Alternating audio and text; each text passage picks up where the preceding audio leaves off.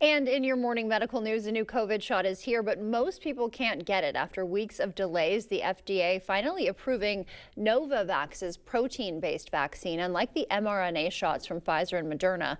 This one uses more traditional technology, but there is a catch. It's only available to seniors 65 and older, or those 12 and older with high-risk conditions like asthma, diabetes, obesity, or pregnancy.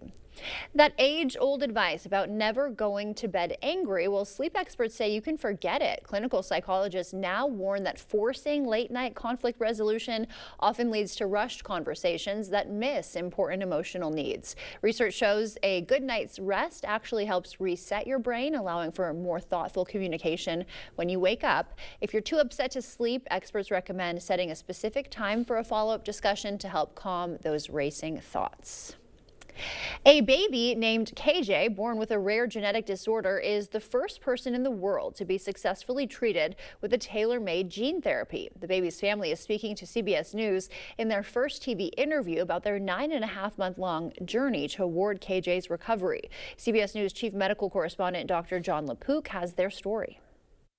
Soon after KJ Muldoon was born last summer, the baby was diagnosed with CPS1 deficiency, a rare genetic disorder that is fatal for about half the infants born with it. What KJ was missing was an enzyme, essentially something that was responsible for breaking down toxic ammonia or a toxic item that's building up in his blood. Until now, the only long-term treatment that worked had been a liver transplant. Instead, doctors at the Children's Hospital of Philadelphia told KJ's family they could try something never done before. Use a technology called CRISPR to find the one uniquely mutated gene out of 20,000 in his little body and fix it. I remember we talked with the care team during that conversation, and I had said, we fought really hard to get him here.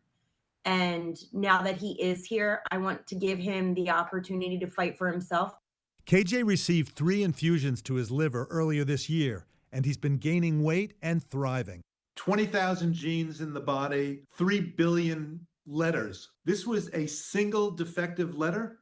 Yes. Yes. It's amazing that it can work, right? It's really amazing.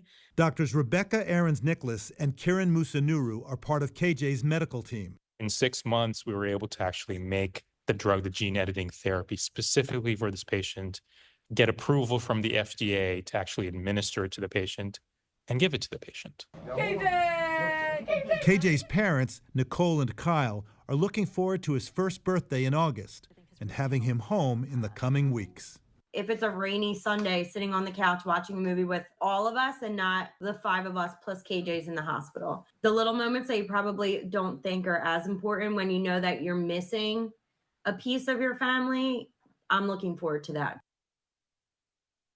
So far, there have been no serious side effects, but doctors are monitoring baby KJ closely.